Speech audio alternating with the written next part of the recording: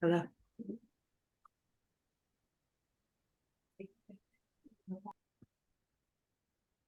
Hello, welcome to our webinar.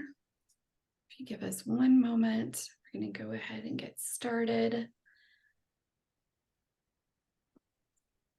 I want to welcome you to the South Central Partnership for Energy Efficiency as a resource. This is a City Efficiency Leadership Council event sponsored by the State Energy Conservation Office. Today, our webinar is on the 88th Legislature wrap-up. We're going to have an in-depth analysis on the legislative changes and their potential effects on local governments. Noah Oakes, the policy manager here for SPEAR, will be discussing key issues and provide insights on how local governments can navigate the changes. And we're really looking forward to any questions that you may have for us, and I'll go over how we're going to proceed. I also want to mention that this event is in partnership with the State Energy Conservation Office and the Houston Advanced Research Center. So thank you so much for your support. And I also want to take a moment to mention the State Energy Conservation Office has several grants out right now, one on LED lighting, and they also have several resources, including preliminary audits and funding mechanisms like the Lone Star program, which is a low interest loan that's paid off by the savings that you have from your energy efficient investments. Okay, next slide. So about SPEAR, for those of you all who aren't familiar with SPEAR, we're one of 6 regional energy efficiency organizations. We cover Texas and Oklahoma. And our work is with policy, such as the NOAA's work, and building codes and technical training, high performance buildings, as well as a local government program that I manage. We also are a membership organization, but our main funding is also from the Department of Energy and State Energy Conservation Offices. Before we move forward, I do want to mention a couple of things about my program, the City Efficiency Leadership Council. City's in the name, but by no means it covers all local governments, including counties, universities, school districts, and state agencies. And there's a substantial amount of one-on-one training and education, technical support. We also have regional roundtables, webinar trainings, as well as assistance with portfolio baselining and benchmarking assistance. And if you're interested in learning more about becoming a part of the council, please feel free to reach out to me or explore our website, and it's www.eepartnership.org. Okay, next slide. And I also wanted to highlight several events that we have coming up. We have the Industry and Policy Conference on September 14th and 15th, as well as we're supporting HARC on November 14th, the 20th Texas Energy Summit. Very exciting. And in the next slide, I'll be talking about housekeeping. So please, you can put your questions in the Q&A aspect, or feel free to also put it in the chat. The webinar recording will be on SPEAR's YouTube page, and as well as the presentations will be emailed to you all, and we'll post them on our SPEAR website. We'll also be providing a survey. Please, if you would like to have continuing education for attending this event, you do need to respond to the survey so you can receive that continuing education credit. And then also wanted to talk about like a 1-page summary will be released in the next month or so, kind of going over some of these, the legislative aspects. Hopefully I'm not speaking out of turn. Did we talk about that, Noah? Good. Yeah, okay, great. All right, well, I'm gonna let Noah take it over, and thank you so much, Noah, for being here. And I'll allow for you to give yourself your introductions. Thanks again. Absolutely. Thank you, Sean, and thanks everyone for being here. Like Sean said, my name is Noah Oakes. I am our state and local policy manager with SPEAR. The 88th legislative session and its subsequent special sessions was my third full legislative session to experience here in Texas, but my first with SPEAR. I wanted to provide you all with a couple of SPEAR policy resources. Most of what we'll go over today will be located in these links, which I know the PowerPoint will be sent out. So please don't feel like you need to run through and write all the notes on this. We'll be able to get that information to you after the presentation. But we'll have our 88th legislative recap document. It's got a very in-depth review of all the pieces of legislation that went along with our SPEAR's policy priorities over the last year. We also have the Texas policy page, which has a wealth of resources and reports and links to important state websites and policy websites. And we also have here listed the Public Utility Commission's Energy Efficiency Implementation State Energy Efficiency Portfolio Report, which just was draft released 2 weeks ago, I believe. And it contains a lot of objective information on the investor-owned utility energy efficiency programs over the last year. And that kind of encapsulates a lot of what I do. I work at the statewide level, where Sean works more directly with you all at the city and local government level. We work primarily from the policy perspective with the ERCOT region and the investor-owned utilities, since they contain roughly 90% of the population, and they serve roughly 90% of the population in Texas. That said, we also recognize that municipal-owned utilities and co-ops do provide a valuable service to you all and to its residents. So not to say that we're not involved in those, but this has definitely been, from a policy perspective, where most of our focus has been.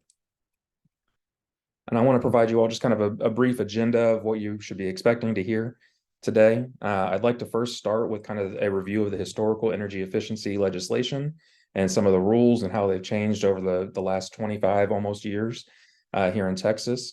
Again, this will be specific to the investor-owned utilities. But again, there are also some of the other pieces of legislation that we'll get into later do affect and impact you all and your work at the city and local government level.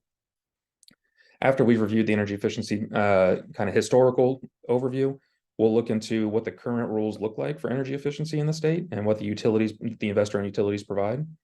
We'll look at how they're performing both here in the state and also looking at kind of a national perspective. Then we'll shift gears a little bit and kind of go back in time to January through May of this year and look at what exactly was done, understanding that background, understanding where we were during the 88th legislative session, what bills kind of popped up, what the discussions were. And then we'll briefly talk about kind of what's next, what you all can expect.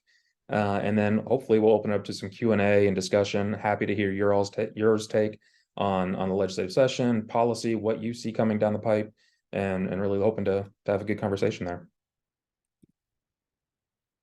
So I apologize, I am not a graphic designer. This is my rudimentary timeline of the historical overview of energy efficiency in Texas. And we can't really start without going back to 1999 and looking at the deregulated market push in that legislative session, and specifically SB 7, which established not just Texas's first, but the nation's first energy efficiency resource standard, which essentially set the goal for energy savings and demand reductions in the state, and obviously later led the way for other states to take similar legislative action. It took a couple of years for the programs to be developed with the utilities and to kind of understand what they were going to be offering. And so we get to 2005 when we start seeing the reporting coming in and what exactly we were going to start allowing for credit for some of these energy efficiency performance bonuses and things like that. And this SB 712 outlined kind of the exact eligible programs that could be offered by the utilities, as well as set the initial goal of a 10% reduction in demand growth from the previous year. The programs were so incredibly popular early on. As you can see, just 2 years later, in the next legislative session, the legislature decided to increase that goal by doubling it to 20% of demand growth reductions. And then a couple of years later, even more important, or kind of probably even more importantly, we see, because of the popularity, the Public Utility Commission, without legislative mandate, decided to increase the goals again to 30% of demand growth. This is important because this is the first time that we've seen the state agency take on, of its own volition, of its own accord, the opportunity to increase those goals and make those decisions. So there's a little bit of precedent there if the PUC would like to choose to increase goals or improve the goals in ways later down the road. The following year was the 2011 legislative session, and we see that that 30% demand growth was actually codified into statute, and there was also a trigger mechanism which was added, which will get a little wonky and confusing, and we'll talk about that in a moment. But that, just a little spoiler here, is the last time that we will see substantive goal changes to the programs. So it's been almost 13 years since we've seen substantive changes. Over the course of that time, we've seen the Texas population boom. Year over year, we continue to see over 1,000 people moving to Texas daily. We continue to see businesses flocking here because of our business-friendly economy and regulations, and all of that adds stress to our grid. And so there's definitely a need, as we're looking at this, to really improve some of these programs and our ability to provide demand-side resources. And again, as I mentioned, we moved forward to 2019. The PUC had a couple of administrative changes, but nothing, nothing substantive into the goals or to the way they operate. And then in 2021, I'm sure many of you will recall, we had Winter Storm Uri, which really pushed the grid to the brink of where we wanted to be. Not very good spot to be. And because of that, the legislative session that was ongoing in 2021 had a lot of legislation looking at how to increase capacity and generation, how to look at how to pay for some of these costs, these outstanding costs from Winter Storm Uri. And also there was some legislation looking at energy efficiency. However, it did not move like some of the other bills did. And then we fast forward to 2023, which would be the 88th legislative session all the way to today. And with that, we'll talk a little bit about what our current rules are for energy efficiency. As I mentioned, the 30% reduction of annual growth in demand for residential and commercial customers is our current goal.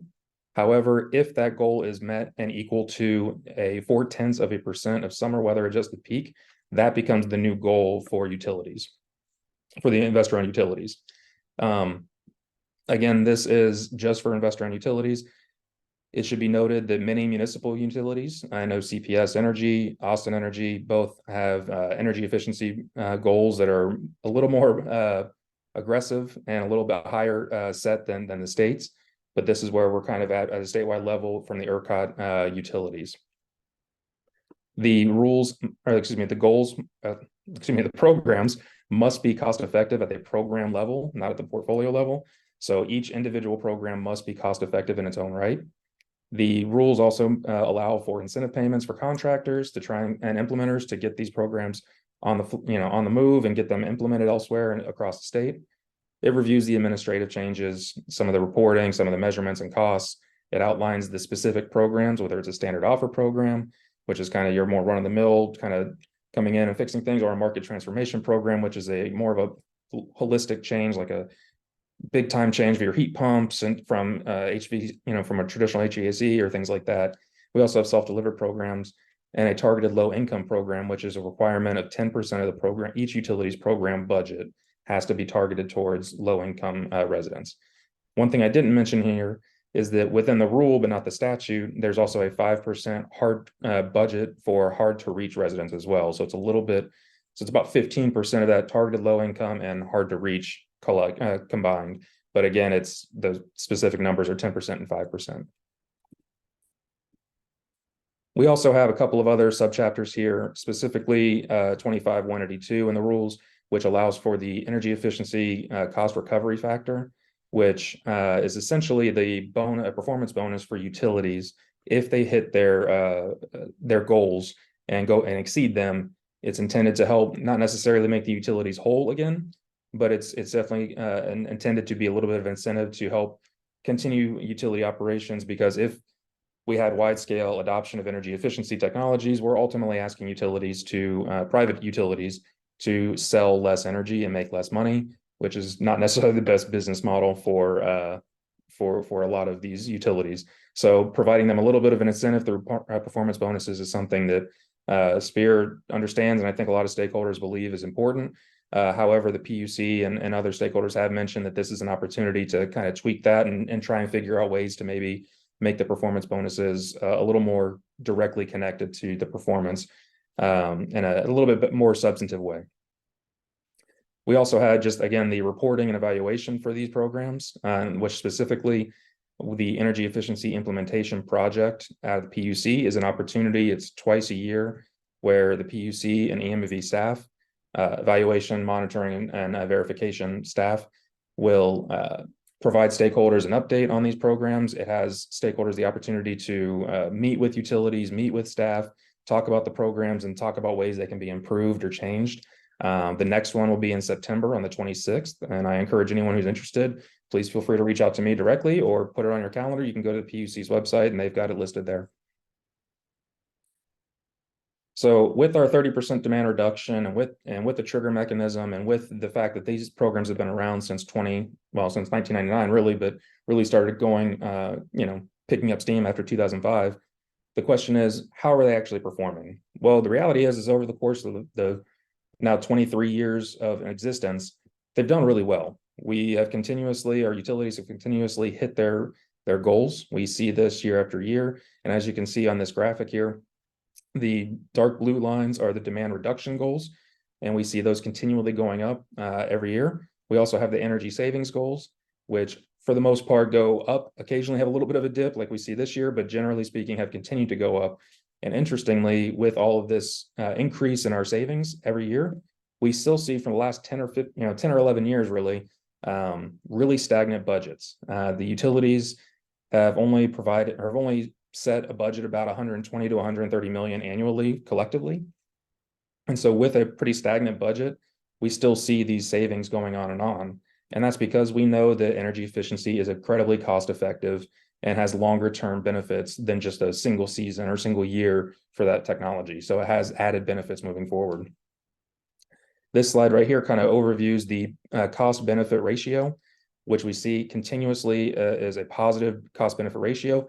And understandably, by rule, all the programs must be cost effective. But this just shows that for every dollar we put in, we get $3 to $4 back. It's a great opportunity to see how effective energy efficiency is. And while these programs have been really strong in the state and they've been really effective for us as a state, the question is, where does that put us nationwide? Are we still leading like we were in 1999? And unfortunately, we're not. The state continues to lag behind 30 other states that have energy efficiency resource standard goals. And we continue to see other states increasing their goals, being a little more aggressive with their goals, and understanding that demand side mechanisms can really help benefit and stabilize their grids. Texas has chosen a slightly different path over the last couple of years, and we've really focused on the generation side of things. And as this graphic can see, we are behind neighboring states like New Mexico and Arkansas, where we're seeing that we're well below the national average, which is there in the green, kind of in the middle, just on about 1.25%. So all that's to say is there's really an opportunity for growth here. There's an opportunity for change and to really help make an impact on our state grid, and to help you all as local governments, help your citizens keep the lights on and help keep their pocketbooks a little bit, fuller if we used demand response programs, energy efficiency programs to help alleviate some of this cost burden from their electricity bills. So switching gears a little bit here, we moved to, with all this opportunity that we had, what exactly did the 88th legislative session try to accomplish? From what did our policymakers at the statewide level try and change where they could? Well, at a glance, we see that this began in January. It ended on May 29th, and there were over 9,000 pieces of legislation that were filed. Spear, myself, Todd McAllister, my executive director, Sean, with Sean's help as well, we tracked over 180 total bills that were directly or indirectly impacting the energy grid. Excuse me. And looking at whether it's generation side or demand side, whether it's looking at a number of different areas, but we are constantly updating that, and it's always fun. You can find our tracking list on our webpage as well. That's one of the resources that we outlined early on. I put these last two dates in here, March 10th, to show that was the last day for filing, which any bills filed, you can file from November to March 10th, essentially in this case. And then from there, from March 10th to May 29th, it is a dead sprint till sine die, which is the last day of session. And it becomes really difficult because those first couple months of the session are much more kind of focused on getting some resolutions passed and, maybe not as substantive legislation. So really, you only have a handful of weeks, so to speak, to get legislation through both chambers of the State House and over to the governor's desk for his consideration and signing. I want to highlight at the start here some of the key energy bills that were discussed. And most of the bills, the kind of the high profile legislation that we heard from this session, really focused on that supply side or generation side of the energy equation. So looking at bills like SB 6, SB 7, SB 2627, and its concurring SJR 93. These bills were all Senate priorities from the Business and Commerce Committee and from the Lieutenant Governor himself. They were attempts to incentivize generation build out and generation infrastructure build out for thermal generation, so natural gas and coal facilities. We see specifically SB 26 and 27, which I put the little thing here, but if it has 3 stars, it actually was signed into law. If it has 2, it would pass out of both chambers, but was vetoed. Or if it only has 1 or none, it will either pass out of one chamber or did not move. But SB 2627 would establish a fund for generation, thermal generation and dispatchable generation to begin building up here in the state, and it's supposed to incentivize that kind of generation and increase here in the state. It is subsequent to the proposition that we'll see on the ballot this year in November. I believe it's Proposition 7, but I need to check on that, so I apologize. I need to go back and I can get that information on the 1-page write-up.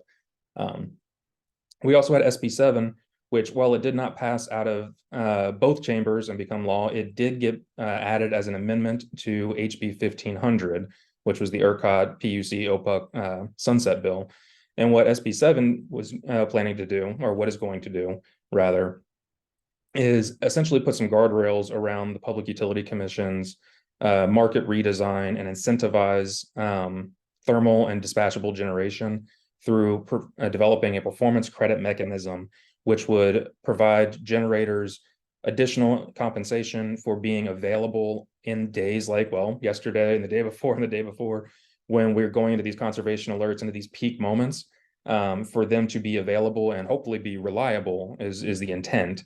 But the question has been throughout the legislative session, will this actually incentivize generators to come to Texas and to build or not? And that's something that we have yet to see. And this is a really new and novel concept, this PCM. It's not been done anywhere else in the country.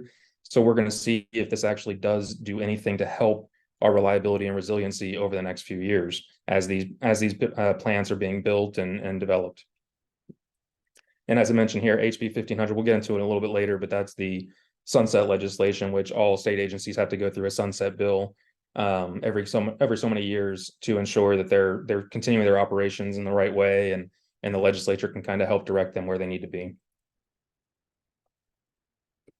So at the onset of the legislative session, SPEAR announced, or rather published a list of 8 priorities that we really wanted to look into as far as legislation goes, and see if there's any possible way that we can assist and move the needle on some of these priorities. They're not listed in a specific order. It's just kind of how we developed it. So please don't think one is more important than the other. It's just kind of put out there. But we'll start with these first 4, which the top one is our energy efficiency resource standard goal. And we were hoping to see improved performance through legislation. We support the opportunities to increase energy efficiency solutions across the state and to reduce total demand for our population here in the state and businesses. And the key piece of legislation that we saw was SB 258, and SPEAR was heavily involved in the discussions and crafting that legislation. We were a resource witness both in the Senate and in the House. We were incredibly excited, and while unfortunately it did not pass out of the House and get out of committee, this is the first piece of energy efficiency goal legislation that passed out of not just its committee, but a chamber in over 10 years. So this is exciting. It's momentum, although it's unfortunate it didn't get to pass. It's exciting to see that there's some discussion and there's really a lot of consideration for some of these demand side mechanisms. And what SB 258 would do, the final CSSB or committee substitute would have essentially made a 1% energy savings goal in addition to our demand reduction goal, which is that 0.4% or 30% demand reduction as I talked about earlier. So it'd be like a concurrent goal, and it would have done that by 2030. Utilities would have had to work there. Unfortunately, there was opposition in the House and it didn't make it out. But again, I think there's definitely momentum to kind of continue that conversation and see if there are potential changes that we can get, whether through the agency rule changes or whether it's through the next legislative session. We also had HB 3964, which was similar to SB 258. It did not get out of its original committee. So there were no, doesn't really play into this too much. But interestingly, we have HB 2263, which was passed and signed into law. This is a little bit different type of efficiency, but this is setting up the groundwork for natural gas efficiency programs, which the state will not have until just these are set up on their own. And SPEAR supported this legislation. We support efficiency for efficiency, and we're excited to see how this plays out. There's possibility that this is for natural gas appliances and things like that, but there's also the possibility that it could be expanded a little bit through the rulemaking at the Railroad Commission to include things like other energy efficiency technologies, whether it's insulation or windows or other types of opportunities for increasing efficiency more broadly than just natural gas appliances.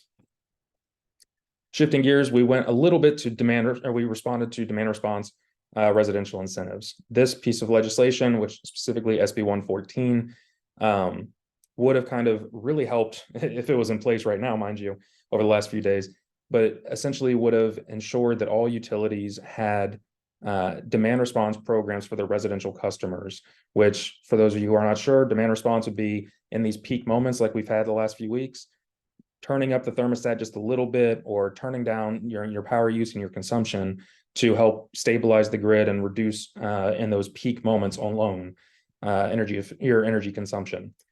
This bill, SB 114, did not get out of the House. It made it out of the Senate, but it was added on as an amendment to SB 1699, and that was subsequently passed and signed into law. And so we're excited to see the PUC take that up here hopefully over the next year or so through the implementation process, and we start seeing the utilities develop these programs for those that have not already got residential demand response programs.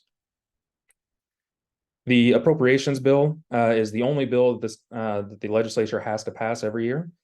SPEAR continued to support efforts to whether it was getting additional federal funding or whether it was taking some state resources and putting it towards energy efficiency. We were trying to be involved in that process. And as you see, HB 1, the General Appropriations Act, was passed into law as it had to be.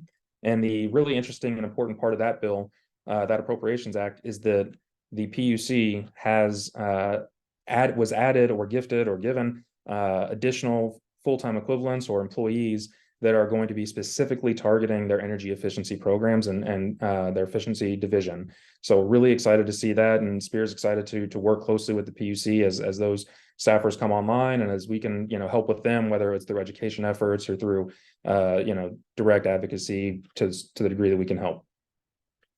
I also noted HB 4811, which did not pass out of the Senate, but it would establish an energy efficiency council for the state, and it would help with directing federal funds and state funds towards additional energy efficiency programs.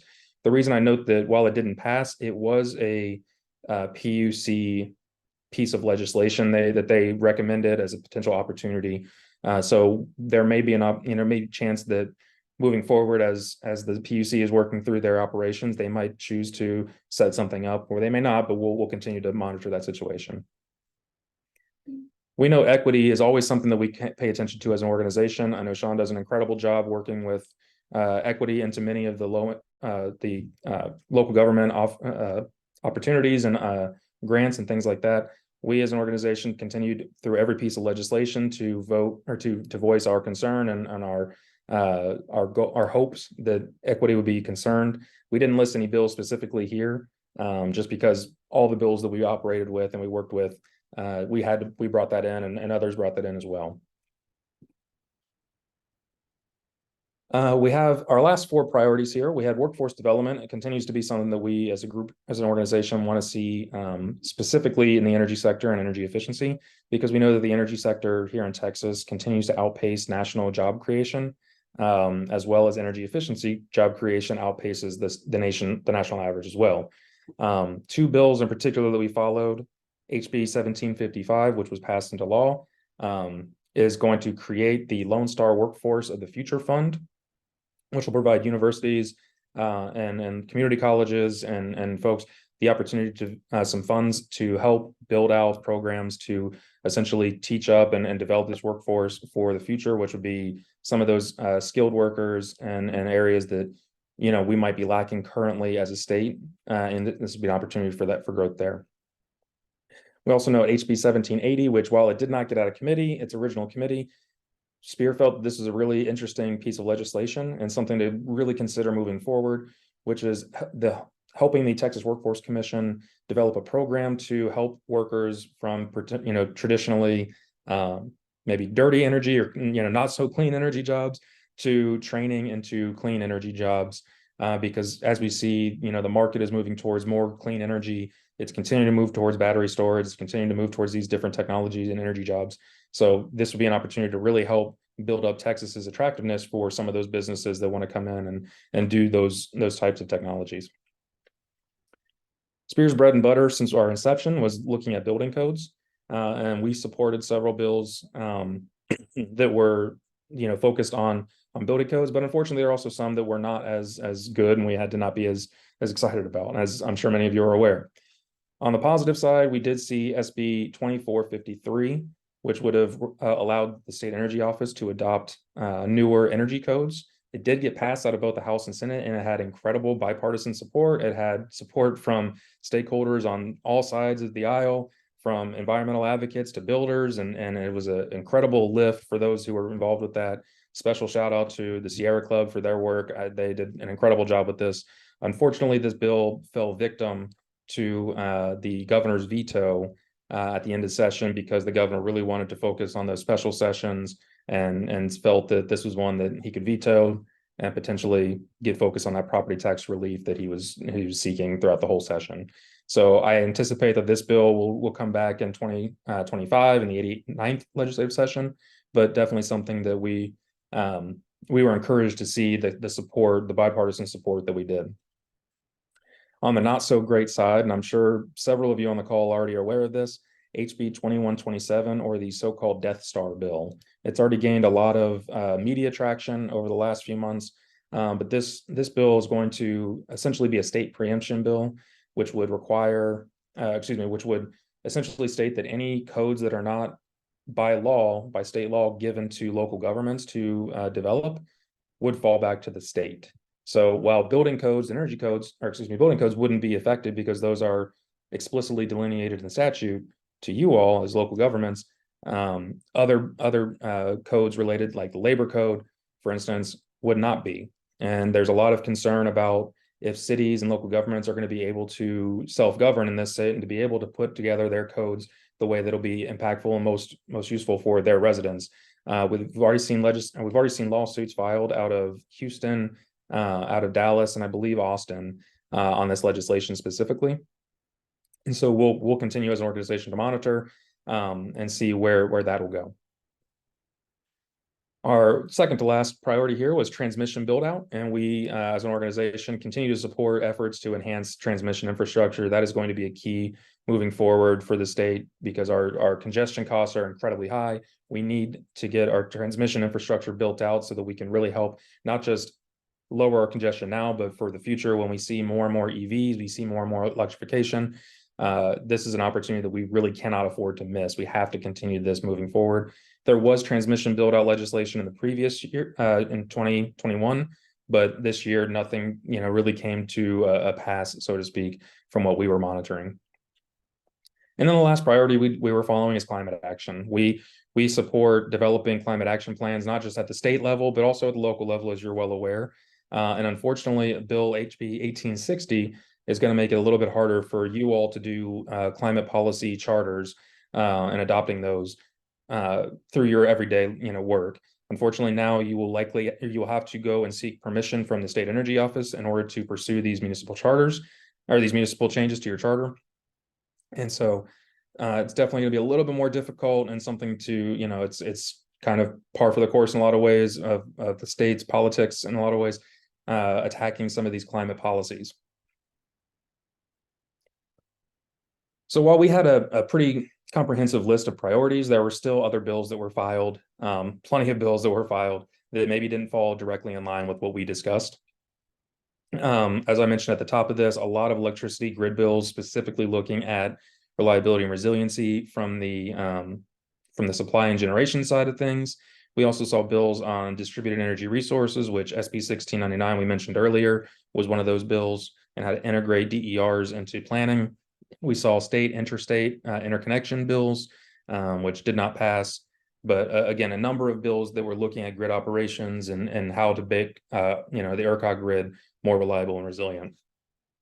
We also saw the usual bills targeting renewables in a negative way, attacking them, trying to limit their percentage of the mixture of the resource mixture that we have in the state, trying to put additional fees on them for not being quote unquote reliable, and some other types of things. But we did see some bills that were looking to protect renewables as well. We saw bills that would protect, for instance, backyard wind and solar operations from homeowners association overreach that were out there. And I think I know for sure one was passed, and I can't remember the number off the top of my head. But again, we see the continued renewable kind of push and pull every year, and I'm sure that'll continue moving forward. We saw several bills on electric vehicles and electrification more broadly. Bills like ensuring that every EV that is registered will have a $200 registration fee to try and make up for the revenues lost from the oil and gas tax. That bill was passed. There was a lot of concern about that because that is significantly higher than what most drivers who are driving gas automobiles will be paying in their gas taxes. So there's definitely some concern there, but that was passed into law. So EV owners will have to, when they register, have to pay an additional $200. And then we saw electrification. Like I said, we had specifically one bill that became law that would prohibit municipalities from essentially putting forth full electrification policies. You cannot discriminate against against gas or coal engines just because that's what they are. So something to keep an eye on for your all's work as well. Because of the freeze in February, we saw several bills targeting Austin Energy's operations specifically. None of those bills were passed into law, but they were looking to change the city-owned management of Austin Energy to a separate board or provide it to the PUC for oversight. They also sought to limit some of the transfer of the Austin Energy revenues to the general fund. Again, none of those bills passed, but it's kind of endemic of what we see every session, which is that fight between the city of Austin and the legislature. And then lastly, as I mentioned at the start of the discussion, we had the sunset legislation for the PUC, OPUC, and ERCOT. This bill became an omnibus piece of legislation. There's a lot of different things that were put into this, specifically looking at that generation PCM SB 7 bill that we talked about. But there's also requirements for greater engagement. There's requirements for how the PUC operates moving forward. And as the PUC is going through the implementation process, we'll as an organization try to be as vocal and get you all information as that process is ongoing. So I apologize. I know I get tired of hearing my voice. This is my last slide before I open it up to you all. But the question is, where do we go from here? Over the next probably 18 months, or rather less than that, probably, we'll see state agencies going through the implementation process. Some agencies like the PUC have already begun prioritizing their bill implementation. So they held a workshop a couple of weeks ago that outlined all the various pieces of legislation that passed that are going to impact their operations and that they have to make rule changes for or changes for. I can get that information to you all in the one pager as well. But I would look forward to, there's going to be several public comment periods and workshops are likely and items on agendas for regular public meetings, which engagement is going to be really imperative to make sure that we are getting the best possible rules out of these that we can. And I note here the EEIP, or Energy Efficiency Implementation Project, as I noted earlier, is on September 26th. While there are no specific rules that are going to be developed from legislation, this is just another engagement opportunity and potential way to get changes out of the agency to really help improve our energy efficiency programming. We'll start, it seems like it starts earlier and earlier every year, but SPEAR will start looking towards the 89th legislative session. It starts in 2025. It seems so far away, but yet it'll be here before you know it. We anticipate the continued attacks on renewables, and also we'll continue to push for improved demand side statutes and laws as needed, whether that's looking at energy efficiency. One thing that we've really pushed for through our process and through our work is some more programmatic changes to the energy efficiency, not necessarily the goals, but looking at changing the cost effectiveness from the program level to the portfolio level, which would provide some of these IOUs some flexibility in their administration of the programs, as well as looking at some of those low income and hard to reach budgets and possibly increasing them in a way that would help the utilities be a little more flexible with those funding, but also provide more funding for those underserved communities, which really shoulder the most burden of the energy, energy costs and of the state. And the last thing I just know here, and I started already on this slide, but I think collaboration engagement is something that we really are striving for with SPEAR. And Sean does an excellent job with the CELC newsletter. SPEAR has newsletters that go out every week.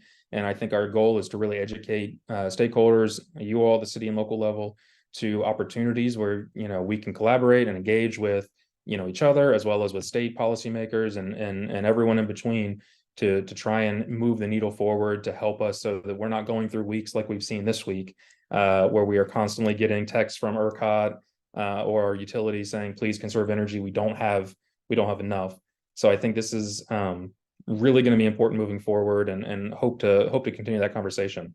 So with that, I think, Sean, I think I went over everything, but I'll open it up to you. No, you really captured a lot. I learned a lot today. While you were talking, Noah, I put in some resources. So I dropped in your one pager for your takeaways, the recap right there. Perfect, thank you. So attendees, you'll be receiving that as well in our follow-up email.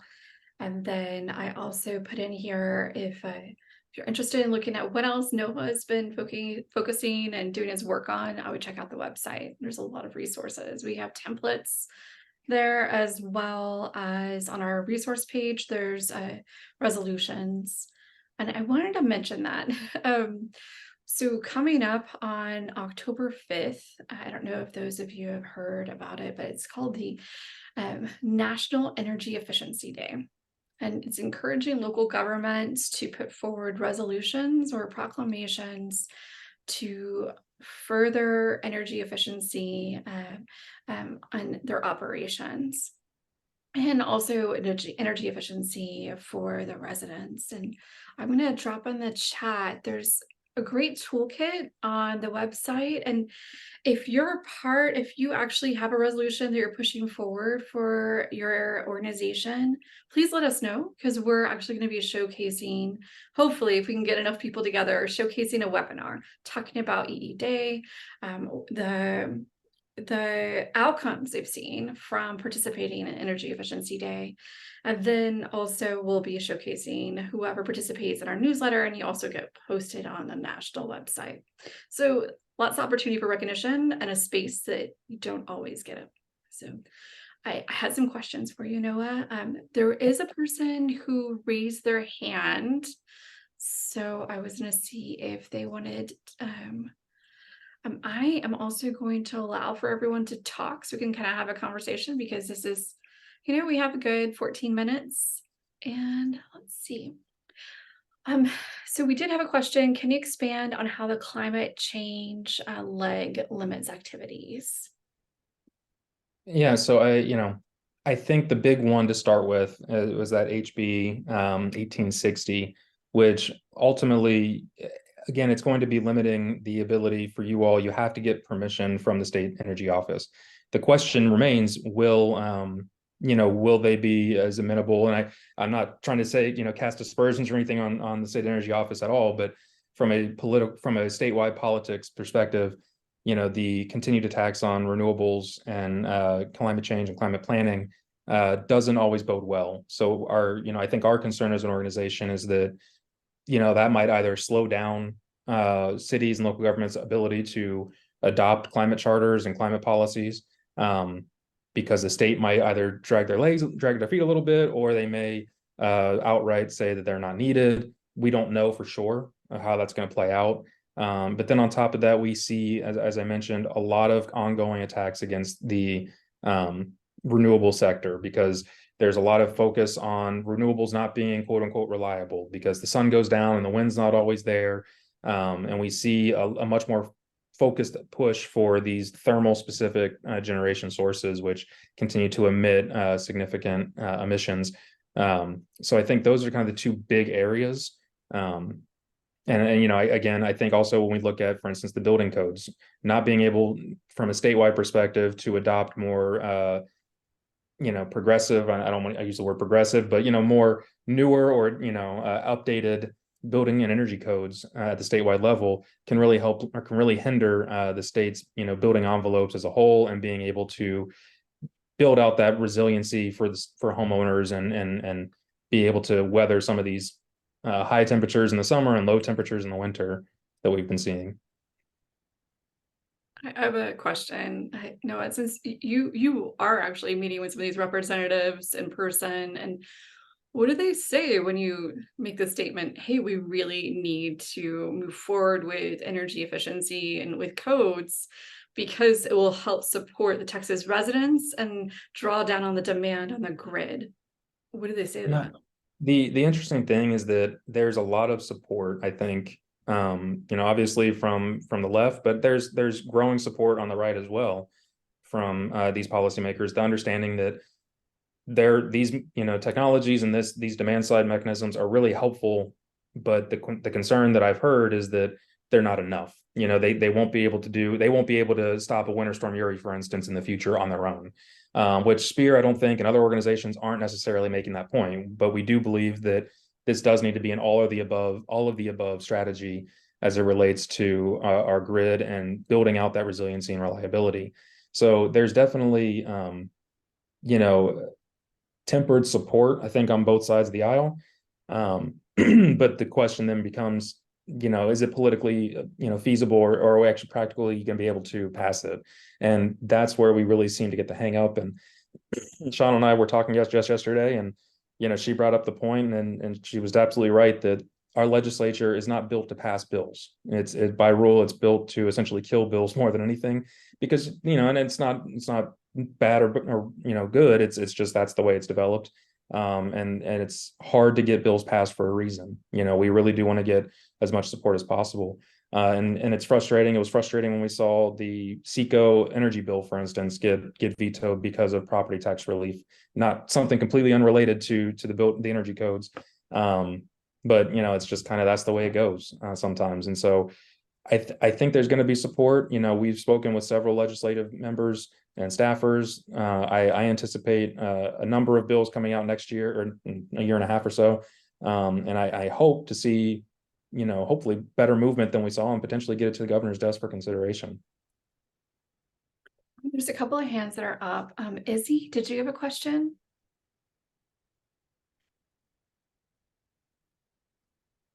Okay. All right. What about you, Matt? Yes, thank you. So I'm an electrical inspector, and I'm not sure if you touched base with it already, but HB 3526, the regulation on the solar pergolas, where a municipality can't apply building codes to it. How does that affect city building codes? I know you mentioned something earlier about the state not getting involved with actual building codes, but then I look at this House bill and I'm scratching my head on it. So, and I apologize, Matt. I don't know. I have to look into that legislation specifically. I remember we were tracking it. I just don't remember how far. I assume it passed from what you're saying, but I'd have to look into it a little bit deeper for you. I apologize. No worries. I appreciate it, Noah. And Sean, if you can just get Matt's email, and I can touch base with you directly. Yeah, I'll put it in the comments. Perfect. Thank you. thanks. I had a couple other questions, Noah, so just if nobody else pops up, and then we'll go ahead and end the webinar a little bit early. But I am curious too, with again, it seems like a disconnect whenever you're talking with representatives. It's like when a doctor tells you, hey, you have heart disease, you're going to have to exercise and you're going to have to change what you eat. And it's like what you're telling them is like right now with our energy grid, it cannot support our population growth and the growing demand. So we kind of need to consume less. And we also need to think of alternative ways, kind of alternative methods of generation. So I don't know, it's just really interesting. But I also am thinking about the disconnect between the federal government right now with pushing forward the Justice 40 for um, uh, funding mechanisms, and also what the state's pushing forward. It seems like there's a disconnect and assisting local governments in taking advantage of these opportunities, right? Because if you have where local governments can't really put together potentially a climate plan, that's a complete disconnect for them to be able to fulfill their requirements for these funding opportunities. Yeah, and that's one of the, how do I put this politely? That's the fun part of working in politics, specifically Texas politics. There's always seemingly going to be a disconnect between federal initiatives when they're, from a Democrat and from a little bit more of a progressive perspective, versus what Texas traditionally is looking at. So you're not wrong. There's absolutely a disconnect, and it can be a little challenging. I think one of the interesting things is really we need to get folks out there talking to the legislative members. That's one of the things, looking at, for instance, the Panhandle and looking at some of those wind farms that are out there. We've talked about internally, there are several, when you look at some of those cities and local governments, excuse me, populations out that way, 30 years ago, the median income was very low. It was significantly lower than it is now. But then once those wind farms came out there, those energy jobs came out there, we started seeing median income rise tremendously in some of these communities. And so being able to point to some of the positive effects of whether it's clean energy, whether it's energy efficiency, programs, and whether it's battery storage and DERs, being able to kind of connect that for your legislative members when you're engaging with them and saying, these are good, we need them. But I think that's, ultimately we have to remember this is politics. And so we have to, everyone's got their constituencies, and some constituencies seemingly have a little bit more sway than others. And so it's incumbent upon us as organizations and as cities to get out there and try to meet with our representatives and senators to really push for a little bit more of a cohesive strategy to help address some of these issues. You have any suggestions? Because it's pretty daunting, honestly, if you're a rural local government, to go and meet with your representative and also feel as though you're impactful. Is there some coalitions that people can be a part of? That how does someone go about kind of using their voice? Yeah, so I will say there are definitely coalitions you can work within, whether it's getting together through various cogs or things like that. But ultimately, one of the things that I found is the easiest thing to remember is that just being present is a huge part of this. The reality is, and I've heard it from representatives, I've heard it from appointed officials, various state agencies. If you don't just show up and get your voice out there and just say what's on your mind, the reality is there's so many other people that are going to show up that they're going to help make the policies and you aren't. So I know it doesn't sound, it's not, this great, resource, but just being available, just getting out there and reaching out to your elected officials and having these discussions is really beneficial. And obviously you take it with a grain of salt. You understand how politics works. I think most people do, and understand that sometimes, your visits aren't necessarily the best. You might walk away and say, I don't think anything got accomplished there. But I think the more you build your relationships up with your elected officials, with their staffs, it can really pay dividends in the long run. And again, we're seeing more and more, like I mentioned earlier, that like some of those wind farm homes, we're seeing some of those, representatives out there that are more, traditionally they're more conservative, they're Republicans, so to speak, or they're Republicans, but they, we're seeing them be a little bit more, I guess, amenable to some of these renewable pieces of renewable energy legislation. They're more positive looking. If that makes sense. You know, they're not as necessarily rah, let's kill it, that we need all the natural gas and oil and that's it. So I think just being present, being out there and reaching out, all the right resources are on the My Texas Legislature online, or mytlo.gov. And you can find their offices. You can reach out via phone, via email. Also, the Texas Tribune has a great, you can look at each of your representatives, and they've got a nice breakdown of kind of their elected history and their offices and things like that. Thanks so much, Noah, for your time. And thank you all for attending today. And I also want to put another plug. Noah, you did a great job. I learned so much. And that you have several panels coming up at our industry and policy workshop. So I think it's going to be great to hear more about what you have to say. Well, thanks again. I just dropped in the chat our survey, if I could get some feedback from you all. And then also, if you're interested in learning more about what's going on, Noah's policy newsletter comes out every, third Tuesday of the month? Well, the last one of the month. The fourth one, okay. And then also the CELC newsletter, we come out with a lot of toolkits and grant opportunities are coming up. All right, thanks again. Thank you.